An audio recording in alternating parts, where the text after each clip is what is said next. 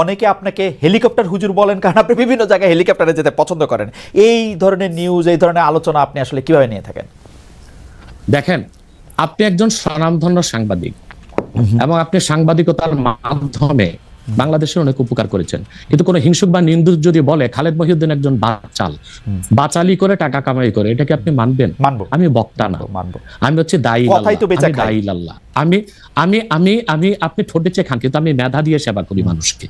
আমি বক্তা নই। আমার পরিচয় হচ্ছে, দেখুন আমাদের একটা ইতিহাস আছে, আমি পেশাদার কোনো বক্তা নই, আমি হচ্ছে দায়ী আল্লাহ। আল্লাহ দিনের দাওয়াত মানুষের কাছে পৌঁছে দিই। এখন আসে টাকার বিষয়। বাংলাদেশে কেউ কোনোদিন দেখাতে পারবে না আমি আমার নিজের জন্য কোনো টাকা চেয়ে নেই। যদি আমি কোনো প্রোগ্রামে কন্ট্যাক্ট করে টাকা নিতাম তো সর্বনিম্ন 3 লাখ টাকা রেট রাখতাম, কিন্তু কখনো কখনো আমাকে তারা খুশি হয়ে যাবে সেটা আমি নিয়ে থাকি। দ্বিতীয় হচ্ছে হেলিকপ্টার প্রসঙ্গ, এটা হচ্ছে আমার অত্যন্ত প্রয়োজন। হেলিকপ্টারটা আমার চেয়ে বেশি বাংলাদেশে শেখ হাসিনা ব্যবহার করেন, এটা আমি অহংকার করে বলছি না, আল্লাহ তাআলার শুকরিয়া আদায় করছি। এবং বাংলাদেশে অনেক বক্তা বা স্কলার এক সময় আমার বিরোধিতা করেছে, আমি হেলিকপ্টার কেন চলি, হেলিকপ্টারে কেন যাই। বাংলাদেশে 2014 সাল থেকে ব্যাপকভাবে আমি হেলিকপ্টারে যাচ্ছি। এখন অনেক বক্তা, স্কলার বা স্ক্রু ড্রাইভার যাই বলেন, তারা হেলিকপ্টার ব্যবহার করছে। এখন আর সমস্যা হচ্ছে না, আমারটাই আর কি সমস্যা ছিল। হেলিকপ্টারটা কেন ব্যবহার করি আপনাকে একটা সহজ উদাহরণ দিচ্ছি। গত পরশুদিন আমার একটা প্রোগ্রাম ছিল মেঘনাতে, দিনে বাদে জোহর, আর রাতে আমার প্রোগ্রাম ছিল রংপুর হারাগাছ, সেটা মিডিয়াতে ব্যাপক প্রচার হয়েছে। পরের দিন আমার প্রোগ্রাম ছিল কালকে লোহাগাড়া, এই চট্টগ্রাম সাতকানিয়ায়। এখন আমি হেলিকপ্টার ব্যবহার না করে দিন ও রাতে 3টা প্রোগ্রাম করা কি আদৌ সম্ভব? না, সম্ভব না। যেখানে আমার বাড়ি আব্বাসী মঞ্জিল থেকে চিটাং রোড যেতে 1.5 ঘন্টা লাগে, তা আমি কিভাবে মেঘনার প্রোগ্রামটা দিনে করে রাতে হারাগাছ করে পরের দিন চট্টগ্রাম যাই? আমাকে এটা অনিবার্য কারণে হেলিকপ্টার ব্যবহার করতে হচ্ছে, এবং সেটা জনগণই দেখে। এর জন্য তো আমাকে হেলিকপ্টার হুজুর বলতে পারে না। এখন যে হুজুর নৌকায় চড়ে মাহফিল করতে যায় তাকে কি নৌকা হুজুর বলবেন? বা যিনি প্রাইভেট কারে প্রোগ্রাম করতে যায় তাকে কি বলবেন ট্যাক্সি হুজুর? এগুলো হচ্ছে আমি গাড়িও ব্যবহার করি যখন যেটা লাগে। আমি এখন প্যারাডো ইউজ করতেছি, এটা 3 কোটি টাকা। আমি ভিএট ইউজ করি 8 কোটি টাকা। আমি হেলিকপ্টার ইউজ করি, এটা 14 কোটি টাকা। এখন আমি নৌকাতেও যাই, যেখানে যেভাবে আমার সুবিধা তখন সেভাবে সেখানে আমি। না, সেটা ঠিকই আছে। আমি কিন্তু মনে করি যে এখন হিংসুক বা নিন্দুকরা কি বললো সেটা তো আপনার মতো না, সেটা ঠিক আছে। না, আমি কিন্তু মনে করি যে আপনাকে যত ব্যস্ত থাকতে হয়, আপনি যদি পথে এর মধ্যে থেকে আপনার দিনের একটা বড় অংশ আপনি ব্যয় করেন, এটা আপনার জন্য, এটা আসলে কোনোভাবেই এটা মানে এটা কেউই এটা করবে না। আমার কাছে মনে হয় যে আপনার ব্যস্ততার জায়গা থেকে আপনার এটা করতেই হবে। কিন্তু আমার যে প্রশ্ন ছিল যে আপনি এর জন্য নিজেকে একজন প্রফেশনাল স্পিকার মনে করেন কিনা, আপনি মনে করেন কিনা যে আপনি যে বিভিন্ন জায়গায় বক্তৃতা দিতে যাচ্ছেন এবং আপনার যে একটা অসম্ভব চাহিদা বিভিন্ন জায়গায়, আজকে এখানে কালকে সেখানে, সেইটা আপনার আয়ের একটা বড় উৎস কিনা?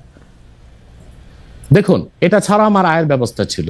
আমাদের যে বাংলাদেশে আমাদের যে আধ্যাত্মিক ঘরানার আমরা সন্তান, আপনি জানেন আমাদের বংশের মুরব্বী শাহ কারামত আলী জনপুর রহমতুল্লাহ, তাকে বলা হয় বাংলাদেশের আধ্যাত্মিক জনক। 2 নেশন থিওরির ভিত্তিতে দেশ স্বাধীন হয়েছে, এবং ডব্লিউ হান্টার তার বইতে উল্লেখ করেছে, এনসাইক্লোপিডিয়া অফ ব্রিটানিকাতে এসেছে, ইসলামিক ফাউন্ডেশন বিশ্বকোষে এসেছে, কারামত আলী জনপুর রহমতুল্লাহর হাতে 2 কোটি লোক মুসলমান হয়েছে। ওনার কারণেই পরবর্তীতে দেশটা স্বাধীন হয়েছে। উনি ইন্তেকাল করেছেন 154 বছর আগে। আমি ওনার সিলসিলায়, ওনার বংশের, আমরা জোনপুরি পীর সাহেব বলে খ্যাত। আমি যদি অন্য পীরদের মতো আব্বাসী মঞ্জিলে বসে পিরি মুরিদি করে যেতাম, তাহলে আমার কোটি কোটি টাকা বছরে আসতো। মূলত আমার হচ্ছে দিনের দাওয়াত দেওয়াটাই আমার মূল কাজ। তারপর জনগণ যেটা খুশি হয়ে আমাকে সম্মান করে, সেটা আমার জন্য যথেষ্ট। আপনি কি আব্বাসী, এটা আমার পেশা নয়, এটা নেশা। আপনি কি আব্বাসী মঞ্জিলে আর এখন বসেন না? মানে ওই সিলসিলা কি আপনি? বসি, কিন্তু মূল হাইলাইটস করা হচ্ছে দাওয়াতের কাজকে। আমি দাওয়াতি কাজে ব্যস্ত থাকি। আপনার মূল, আপনি ইচ্ছা করলে হইতেই পারতেন, কারণ আমরা জোনপুরের পীর সাহেবদের সম্পর্কে আমরা অবগত, তাদের অনেক ফলোয়ার আছে। আরেকটা কথা বলি আপনাকে, আরেকটা কথা বলি। আমি এখনো দিন রাত জেগে আমার ছাত্রদেরকে পড়াই। আমি বুখারী শরীফ প্রথম খণ্ড আমার ছাত্রদেরকে পড়াই। তো শুধু মাদ্রাসায় পড়িও আমি কয়েক লাখ টাকা কামাই করতে পারতাম, বই লেখক কামাই করতে পারতাম, কিন্তু আমি মনে করি তৃণমূল পর্যায়ে আল্লাহর কোরআনের দাওয়াত পৌঁছে দেওয়ার জন্য ওয়াজ মাহফিলের কোনো বিকল্প নেই। রাইট, এটা আমার পেশা নয়, এটা আমার নেশা। এটা আপনার নেশা, কিন্তু আপনি অন্যগুলি যেগুলি আপনি অর্থকরী দিতে পারতেন সেগুলি তো আপনি নেন নাই। আপনি নিছেন হচ্ছে দিনের দাওয়াতের জায়গাটাকে, টাইমটাকে। ওগুলো নিচ্ছি, ওগুলি আপনি ঠিক টাকার জন্য আপনি ব্যবহার করতেছেন না, আয়ের ব্যবস্থা নয়। রাইট। সেই জন্য আমরা আপনাকে একজন পেশাদার বা প্রফেশনাল রিলিজিয়াস স্পিকার এরকম বলতে পারি কিনা, সেইটাই ছিল আর কি আমাদের প্রশ্ন। পারলৌকিক বিষয়গুলির পাশাপাশি রাজনৈতিক বিষয়গুলিও উঠে আসে।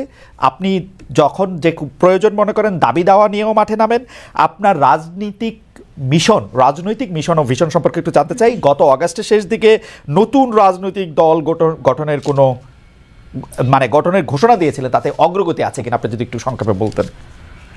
দেখুন, আমার রাজনৈতিক দর্শনটা ভিন্ন। সেটা হচ্ছে যে রাজনীতির দুইটা দিক রাষ্ট্রবিজ্ঞানের, আপনি ভালো জানেন। একটা হচ্ছে থিওরিক্যাল পলিটিক্স, আর একটা হচ্ছে অ্যাপ্লাইড পলিটিক্স। তা আমি অ্যাপ্লাইড পলিটিক্সটা করি না, হরতাল মিছিল মিটিং ভোটাভুটি এগুলোকে আমি সমর্থন করি না, বাট থিওরিক্যাল পলিটিক্স এটা আমি খুব চর্চা করি। এবং থিওরিক্যাল পলিটিক্সটা হচ্ছে রাষ্ট্রবিজ্ঞানের অবজারভেশনাল সায়েন্স, পর্যবেক্ষণমূলক বিজ্ঞান। আমি বাংলাদেশ নিয়ে আমার যে চিন্তা চেতনা এবং বাংলাদেশের ভবিষ্যৎ নিয়ে, এটা 8ই আগস্ট আমি সংবাদ সম্মেলন করে বলেছি, সেটা আপনি দেখবেন, জনগণও দেখবে বলে আশা করি। আমি আমার বক্তব্যে বারবার বলে এসেছি, বাংলাদেশে এখন যারা রাজনীতির দায়িত্ব নিয়েছে, রাষ্ট্র পরিচালনা, রাষ্ট্র মেরামতের, তাদের হাতে বাংলাদেশের রাজনীতির ভবিষ্যৎ মোটেও নাই।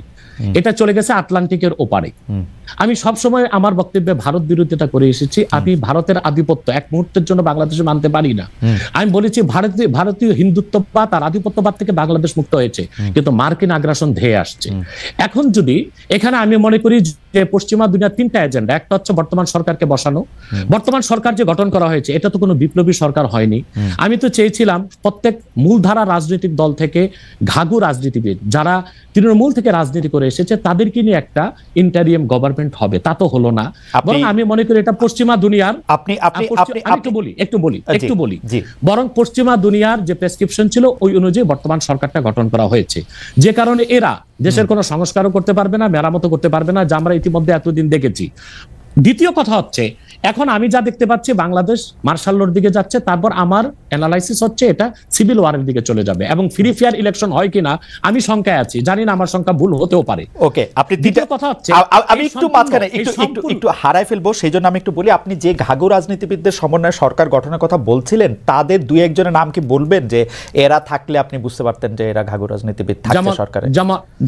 যেমন মনে করেন বিএনপি থেকে 2-1 নেওয়া যেতে পারতো, জামাত ইসলামের ডক্টর শফিক সহ আরো কিছু অভিজ্ঞ কিছু নেতা নেওয়া যেতে পারতো, এবং আরো যেমন ছাত্র সমন্বয়কদের থেকে যারা যেমন তাদেরকে যারা বুদ্ধিভিত্তিক নেতৃত্ব দিয়েছে তাদের রাখা যেতে পারতো। অর্থাৎ বাংলাদেশের যে রাজনীতি করবে তারা বাংলাদেশের ইতিহাস, ঐতিহ্য, এই জাতির নৃতত্ব সম্পর্কে জানা থাকতে হবে, নতুবা এই জাতিকে কেউ শাসন করতে পারবে না। যারা এখন শাসন করতেছেন তাদেরকে আপনি এর যোগ্য মনে করেন না, এবং আপনি মনে করেন একটা সিভিল ওয়ারের দিকে, একটা মার্শাল লর দিকে, তাদেরকে আমি অযোগ্য বলছি না, কিন্তু রাজনীতির ময়দানে তারা খুব যোগ্য নয়। তারা যদি খুবই যোগ্য হতো তাহলে দেশ কি এই অবস্থায় যায়? এখন লুটপাট ধর্ষণ যেভাবে বেড়েছে, এখন এটা তো স্বাভাবিকই মনে হচ্ছে যে দেশ কোনো ভালো গন্তব্যে যাচ্ছে না। এখন আমার কথাটা শুনুন, আমি আগ থেকেই বলে এসেছি, এই সবগুলো বিপদ হুমকিকে ওভারকাম করা যেত, এবং মার্কিন আগ্রাসনকে ঠেকিয়ে আমরা একটা সুন্দর বাংলাদেশ ফেয়ার এবং ফ্রি ইলেকশনের মাধ্যমে করতে পারতাম। এটার দায়িত্ব যদি ইসলামপন্থীগণ নিতেন। এখন ইসলামপন্থী কারা? শুধু জামাত ইসলামীকে তো দিলে হবে না। এই দেশে 3 থেকে 3.5 লক্ষ মসজিদের ইমাম হচ্ছে হেফাজতের লোক, তারা হচ্ছে মসজিদগুলোকে কন্ট্রোল করে, এবং প্রত্যেকটা সমাজ কিন্তু এখনো মসজিদ কর্তৃকই নিয়ন্ত্রিত। ইমাম সাহেবের কথাটাই সমাজের লোক শুনে। তো বোঝা যাচ্ছে বাংলাদেশের রাজনীতিতে মূল শক্তি হিসেবে আসতে পারে হেফাজত ইসলাম বাংলাদেশ, তাদেরকে নিতে হবে।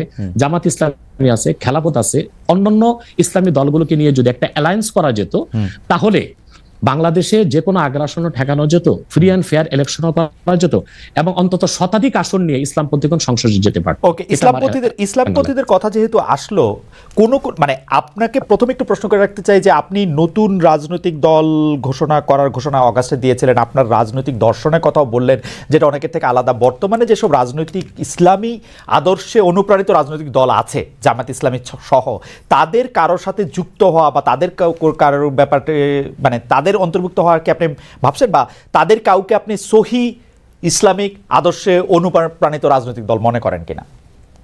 দেখুন, আমি আগে বলেছি যে আমি অ্যাপ্লাইড পলিটিক্স করি না, আমি থিওরিক্যাল পলিটিক্স করি। কারণ আমি খেলাফার আদর্শে বিশ্বাসী, আমি ডেমোক্রেসিতে বিশ্বাসী নই।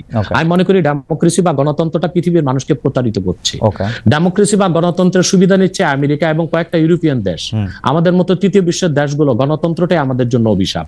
আমাদের কোনো স্বাধীন পররাষ্ট্রনীতি নেই, আমাদের কোনো ট্যাক্সই অর্থনীতি নেই, আমাদের কোনো পূর্ণাঙ্গ শিক্ষা ব্যবস্থা নেই, আমাদের কোনো সুস্থ সংস্কৃতি নেই। এটার জন্য ডেমোক্রেসিকে একটা আপনি বাধা মনে করতেছেন?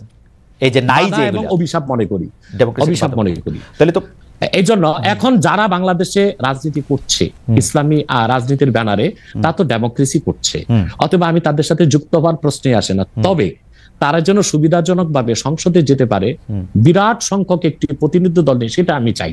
এটা শরীয়তের একটা বিধান আছে, আর জারুরাতু তাতাকাদ্দারু বিকাদ্রি জারুরা। ডেমোক্রেসিকে আমি পছন্দ করি না, কিন্তু বিশেষ মুহূর্তে বড় বিপদকে ঠেকাতে মাঝে মধ্যে হারাম জিনিসটাকে কিছু সময়ের জন্য হারাম জেনে কিছু সময়ের জন্য শিথিলতায় যাওয়া যায়। সেজন্য আমি মনে প্রাণে চাই, আমি খেলাফায় বিশ্বাসী হলেও এদেশে যারা ইসলামী রাজনীতির ব্যানারে আন্দোলন করছে সর্বোচ্চ সংখ্যক আসন নিয়ে তারা সংসদে যান। কিন্তু তাদের মধ্যে তো অনেকগুলি ফ্র্যাকশন আছে, একজন আরেকজনের ঠিক বিশ্বাস করে না। জামায়াতে ইসলামীকে যেমন ধরেন জামায়াতে ইসলামী অনেক ইসলামিক রাজনৈতিক দলের কাছেই খুব গ্রহণযোগ্য দল না। আমরা দেখেছি যে হেফাজতে ইসলামীর আন্দোলনের ক্ষেত্রে শেখ হাসিনাকে কওমি জননী উপহার দেওয়া, শেখ হাসিনার সাথে হাতকে শক্তিশালী করার জন্য হেফাজতের বিভিন্ন নেতৃবৃন্দের বিভিন্ন সময় সার্বিক অবস্থান জামায়াতে ইসলামীকে ঠেকানোর জন্য হয়েছিল। আপনি নিশ্চয়ই খেয়াল করেছেন। আমি এই ফ্র্যাকশনগুলো আলাদা আলাদা করে বলতে পারি। চরমোনাই সাহেবের যে এটা আমি একমত নই। হেফাজত ইসলামী আর জামাত ইসলামের মধ্যে জামাত ইসলামী আমি বলি এক হচ্ছে জামাত ইসলামীর যিনি প্রতিষ্ঠাতা ছিলেন আবুল আলা মওদুদী, তিনি মুহাদ্দিসও ছিলেন না, মুফাসসিরও ছিলেন না, তবে তিনি ছিলেন দার্শনিক এবং রাষ্ট্রচিন্তক। তো জামাত ইসলামী যারা করছেন তারা তো আসলে আবুল আলা মওদুদীর কোনো মাসালা বা ফেকা মানতেছে না। এবং জামাত ইসলামী তো অসংখ্য লোক আমি দেখেছি দক্ষিণ চট্টগ্রামে, তারা আমাদের মতো কট্টর সুন্নি, অর্থাৎ তারা মিলাদ কিয়াম করতেছে, তারা পিরি মুরিদি মানতেছে, কিন্তু রাজনৈতিকভাবে তারা জামাত ইসলামী করতেছে। তার মানে হচ্ছে 1922 সালে জিএনএ গ্র্যান্ড ন্যাশনাল অ্যাসেম্বলির মাধ্যমে কামাল পাশা আতাতুর্ক তুরস্কের মধ্যে ইসলামী শাসন ব্যবস্থার জন্য আর না হয় সেই ব্যবস্থা করেছিল। তারপরে প্যান ইসলামিজম নিয়ে আসলো জামালউদ্দিন আফগানি। পরবর্তীতে 1942 সালে আবুল আলা মওদুদী চিন্তা করলেন যে এই সংকটকালীন মুহূর্তে ইসলামী রাষ্ট্র প্রতিষ্ঠার জন্য গণতন্ত্রটাকে বেছে নেওয়া যেতে পারে। এটাই ছিল তার রাষ্ট্রের চিন্তা, আর সেটাই জামাত ইসলামের লোকজন অনুসরণ করছে। কিন্তু জামাত ইসলামের লোকজনগুলো কিন্তু আবুল আলা মওদুদীকে ইমাম হিসেবেও মানে না, কিংবা তার মাসালাও নিচ্ছে না, শুধু রাষ্ট্র। কিন্তু ডক্টর আব্বাসী এই কথাটা আপনি বলতেছেন, আমি তো জামায়াতের কোন নেতার মুখে এরকম শুনি নাই। আমি বলছি এখন ইসলামী একটি রাষ্ট্র প্রতিষ্ঠার জন্য তারা আবুল আলা মওদুদীর রাষ্ট্র চিন্তাটা নিয়েছে। এখন আমরা বা অন্য হেফাজত ইসলাম বা কওমি ঘরানার যারা বিরোধিতা করি জামাতের, সেটা হচ্ছে আবুল আলা মওদুদীর আকীদা যে ভুল ত্রুটি ছিল সেটার বিরোধিতা করি আমরা। কিন্তু একটা কথা মনে রাখবেন, ইসলামের মৌলিক বিশ্বাসের ক্ষেত্রে জৌনপুর, ফুরফুরা, দেওবন্দ, কওমি, চরমোনাই, জামাত, মজলিস সবাই কিন্তু এক।